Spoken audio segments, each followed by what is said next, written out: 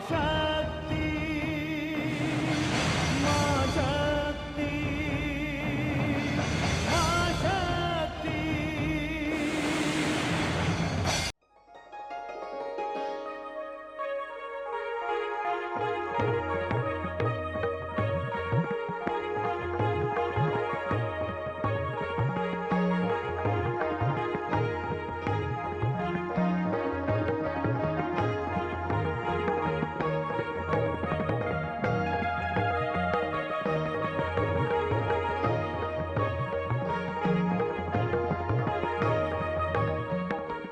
आयुष्मान भव।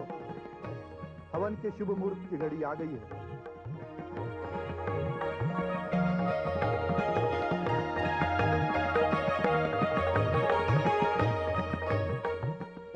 प्रणाम पिताश्री। आयुष्मान भव। आइए।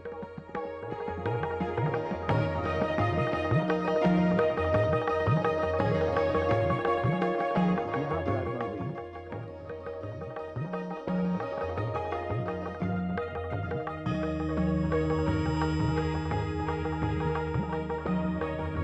आइए लक्ष्मीपति, आइए।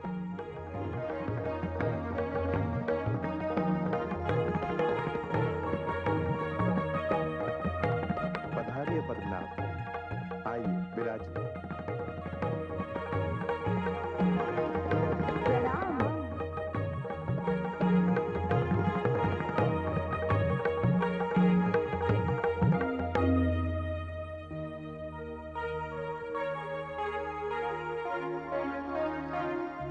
मेरा निमंत्रण स्वीकार करके आप सब यहाँ पधारे, मैं आपको धन्यवाद देता हूँ। कृपया हवन आरंभ कीजिए। दक्ष पुत्र, क्या सभी अतिथिगण पधार चुके हैं? हाँ पिताश्री, जिन जिन को निमंत्रण भेजे गए थे वे सभी आ गए। पिताश्री,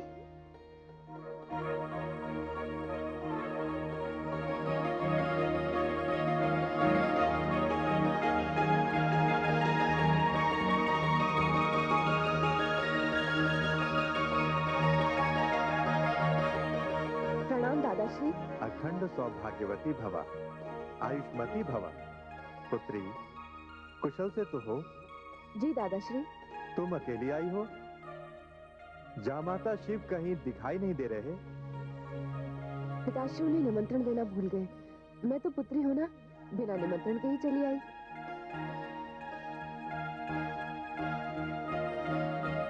क्या? प्रणाम।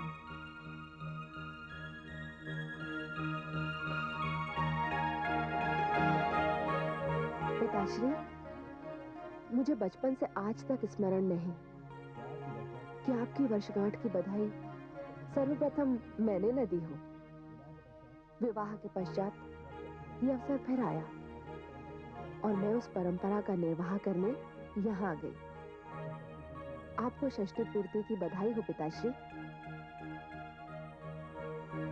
पिताश्री, मैं ये मानती हूँ कि आप अपने जामाता, मेरे पति देवाधिदेव महादेव भगवान शिव को निमंत्रण पत्रिका भेजना भूल गए।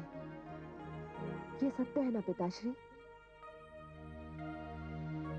यज्ञ स्थल पर इस सभा मंडप के बीच यदि मैं तुम्हारे इस प्रश्न का उत्तर दूं, तो तुम्हारे हृदय को पीड़ा पहुंचेगी।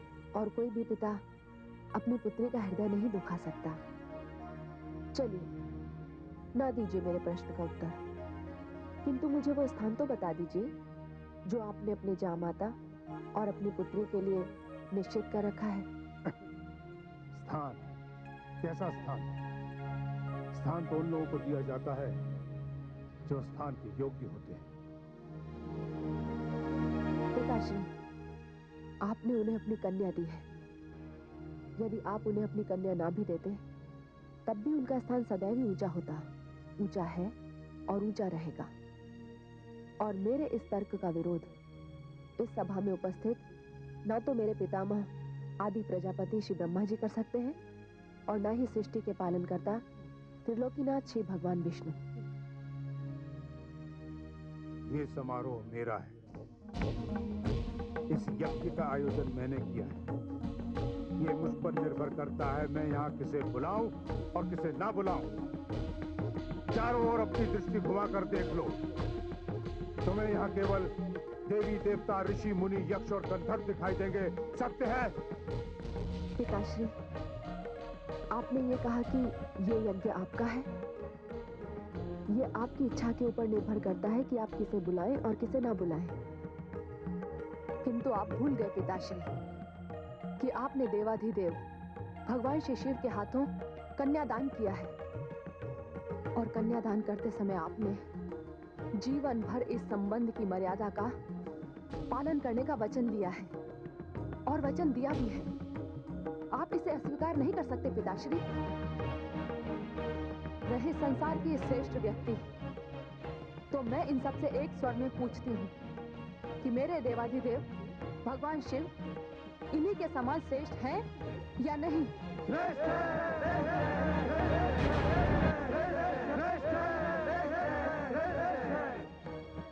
सुना आपने पिताश्री?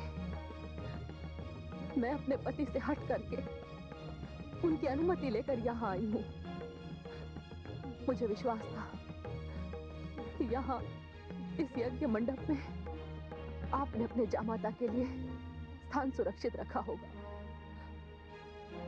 किंतु आप पिता की मर्यादा भूल गए, ससुर की मर्यादा भूल गए, प्रजापति होने की मर्यादा भी भूल गए। क्या कोई श्रेष्ठ प्रजापति अपनी पुत्री से ऐसा व्यवहार कर सकता है? पुत्री? कैसी पुत्री? जिसने अपने पिता की मान मर्यादा को धूल में मिला दिया, जिसने सारे संसार के सामने अपने पिता का सर लज्जा से झुका दिया, जिसने लाख मना करने पर भी उस निम्न कोटि के अभद्र, अशिष्ट, दरिद्र शिव से बस, चुप हो जाइए पिताश्री, चुप हो जाइए। आपने पिता की मर्यादा को कलंकित किया है। आपने मेरे पति के लिए अत्यंत घृणित शब्दों का प्रयोग किया है।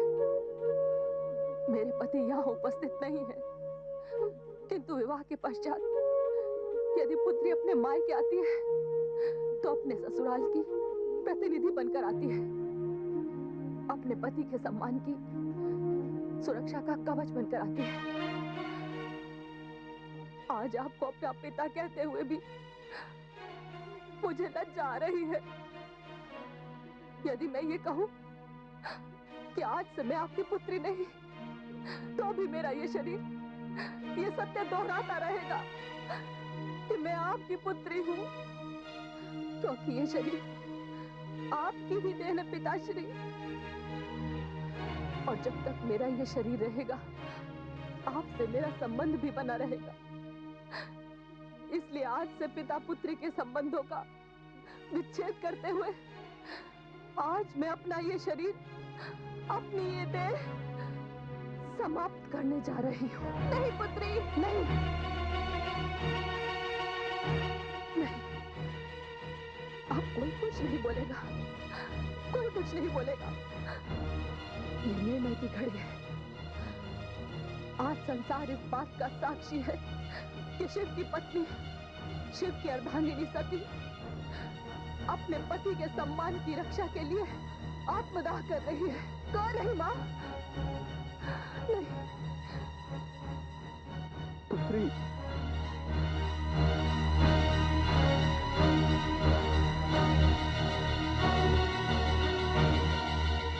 हे अग्नि, मुझे नहीं चाहिए वो देह जिसे दक्ष की पुत्री के रूप में जाना जाता है।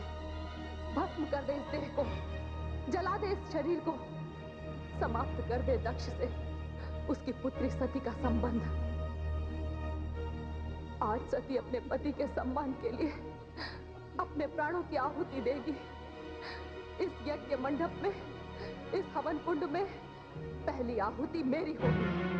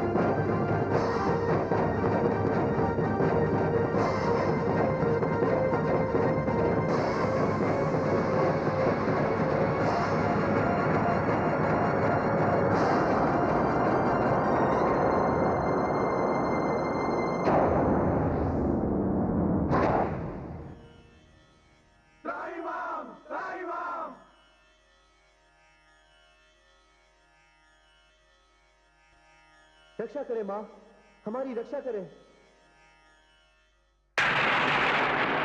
वीरभद्र, जाकर विध्वंस कर डालो उस यज्ञ को।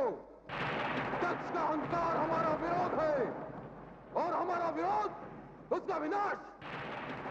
और जो कोई भी तुम्हारे विध्वंस कार्य में बाधा पहुंचाए उसका भी सर्वनाश करने में संकोच मत करना। आज विनाश लीला का वो नृत्य दिखाना कि वहां कोई भी शिव शक्ति विरोधी जीवित न रह पाए। जाओ!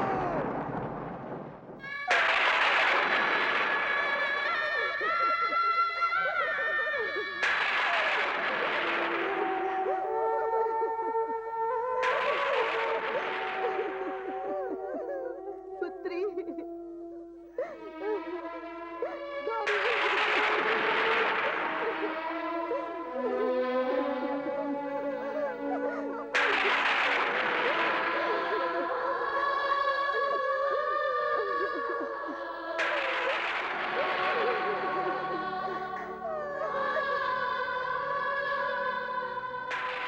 पूज्य पिताश्री, आज जो घटना यहाँ घटी है, जो अनर्थ यहाँ हुआ है, वो धर्म के विरुद्ध हुआ है, इसलिए मुझे क्षमा करें। मैं धर्मदेव आपकी पुत्री तथा अपनी पत्नी को लेकर तुरंत यहाँ से जा रहा हूँ। चलिए।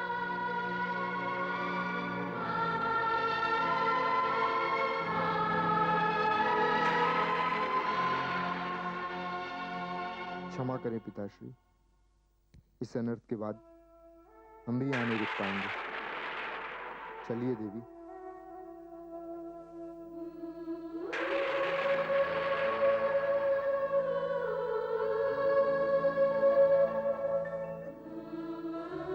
प्रजापति दक्ष,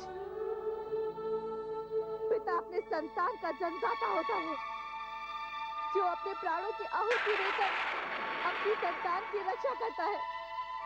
किंतु आज वही पिता अपनी झूठी प्रतिष्ठा और आडंबरपूर्ण श्रेष्ठता के कारण अपनी संतान का हत्यारा बन गया।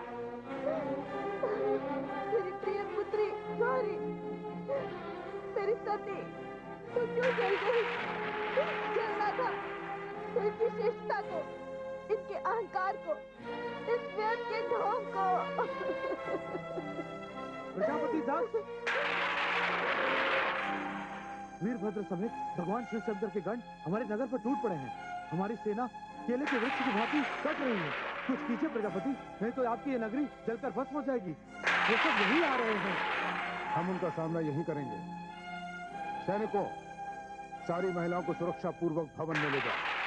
नहीं, हम यहाँ से कहीं नहीं जाएंगे, हम यहीं रहेंगे। अब हमारी भी इच्छा है कि मेरा भी कोई वध कर दे। इस महान विनाश के पश्चात अभी जीवन में क्या करना?